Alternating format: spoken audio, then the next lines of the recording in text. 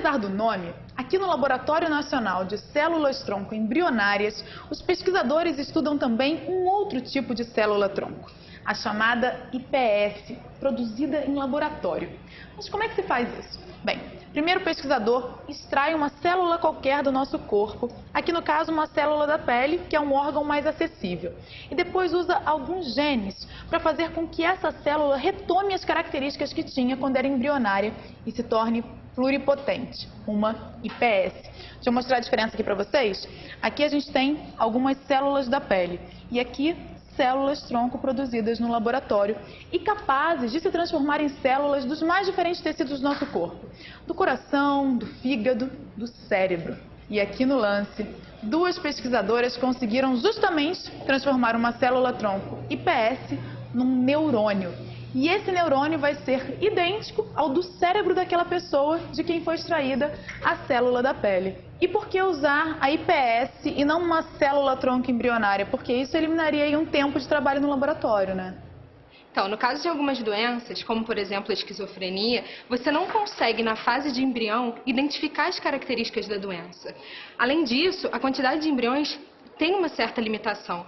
Então, tendo os pacientes já diagnosticados com a doença, fica muito mais fácil da gente conseguir células desses pacientes e conseguir então derivar a célula-tronco com as características exatamente iguais às dos pacientes. Com a utilização das células IPS, a gente não precisa mais ter que acessar as células do próprio cérebro do paciente e a gente pode, a partir da célula da pele, gerar células idênticas às células do cérebro. A grande importância também é que você consegue fazer medicina personalizada com IPS. O que significa isso? Você pode pegar uma célula do paciente X e estudar qual é a diferença que esse paciente X tem em relação a uma pessoa comum e estudar drogas específicas para aquele paciente X ou estudar que características aquele paciente X tem especiais, específicas só para ele. Algum cuidado especial com esses pacientes, com esses voluntários para as pesquisas de vocês? Na verdade, todos esses pacientes, eles assinam um consentimento junto com os seus familiares, que são as pessoas que cuidam deles, e segue todo um comitê de ética que foi aprovado para esse tipo de pesquisa. A maioria desses pacientes, eles já são o que chama de tem esquizofrenia refratária, ou seja, eles já tentaram vários medicamentos e nenhum deles funcionou. Então a gente, conseguindo estudar melhor essa doença, entender melhor essa doença e daí talvez descobrir novos medicamentos que vão ajudar esse paciente que já é refratário, para a gente seria de muita alegria e principalmente para esses pacientes. E essa técnica vai permitir com que a gente estude também outras doenças além da esquizofrenia? Certamente. Essa técnica é muito indicada principalmente para o estudo de doenças neurológicas e nós, inclusive, temos a expectativa de estudar outras doenças além da esquizofrenia.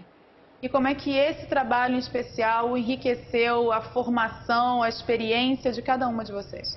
Eu acho que a gente está num campo super competitivo no mundo, não só no Brasil. Então, a gente está competindo com pesquisadores excelentes. Isso incentivou que nós fizéssemos um trabalho de qualidade e com qualidade para poder competir com pesquisadores que já estão nessa área por muito tempo. Renata? Na verdade, se pensar, a gente é inovador nessa área de IPS no Brasil, né, no Rio de Janeiro e no Brasil, e a gente conseguir fazer, primeiramente, a IPS aqui já é um grande avanço. E a partir daí, conseguir desenvolver neurônios e estudar células especializadas é um avanço ainda maior e só abre portas para a gente continuar estudando o que quer que a gente queira fazer daqui para frente. O que eu mais gosto da pesquisa com células-tronco é a possibilidade de encontrar a cura de doenças até então incuráveis e de alguma forma contribuir para o bem-estar das pessoas. Aqui no lance nós temos biólogos, biomédicos, químicos, engenheiros químicos e cada um traz um tipo de conhecimento diferente e contribui para o crescimento do grupo como um todo. As nossas células podem ficar cultivadas por semanas ou até meses e após esse período eles são trazidos para essa outra sala, onde elas aqui são processadas e analisadas para verificar se os nossos resultados deram certo. Eu estou no lance há 5 anos e nesse período cresci muito pessoalmente e profissionalmente e fiz grandes amigos. Não é, pessoal?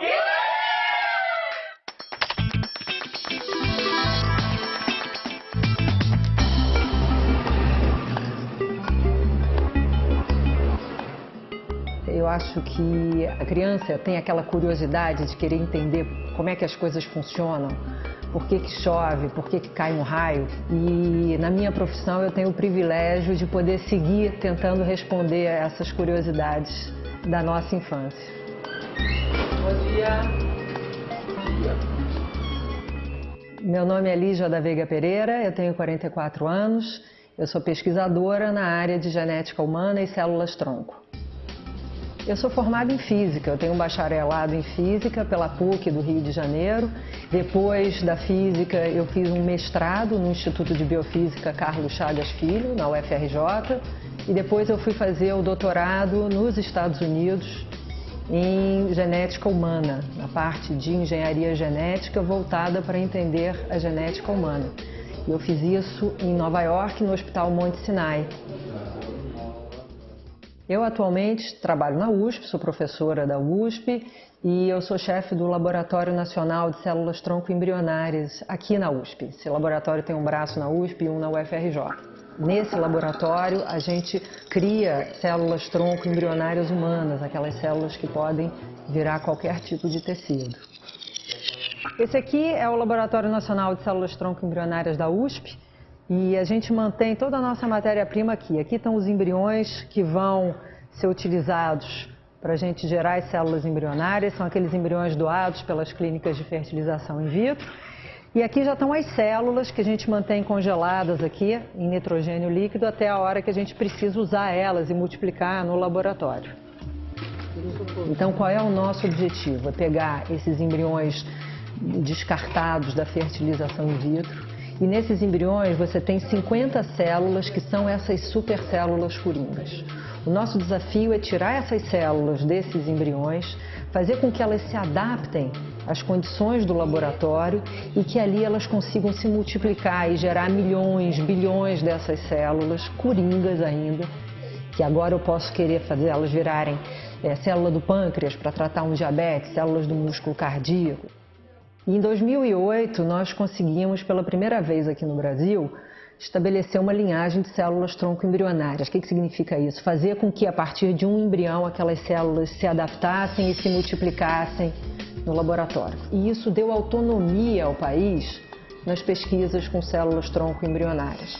Eu amo meu trabalho porque é um privilégio você poder estudar coisas que te interessam. Eu acho que uma das perguntas mais fascinantes da natureza é como é que a gente parte daquela primeira célula que nós todos já fomos e a gente dá origem a um ser complexo como é o ser humano.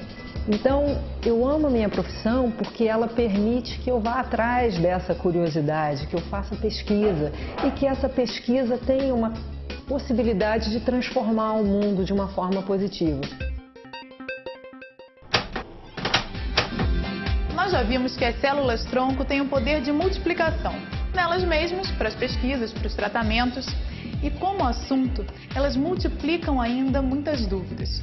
E o Laboratório Nacional de Células-Tronco Embrionárias também está atento a isso. E formou em maio de 2010 uma equipe destinada a responder as perguntas de pacientes, pesquisadores, curiosos e interessados. Se um desses é o seu caso, escreva para cá. O e-mail é suporte@lance-frj.org. Então, bons esclarecimentos, boa sorte e até a próxima. Tchau!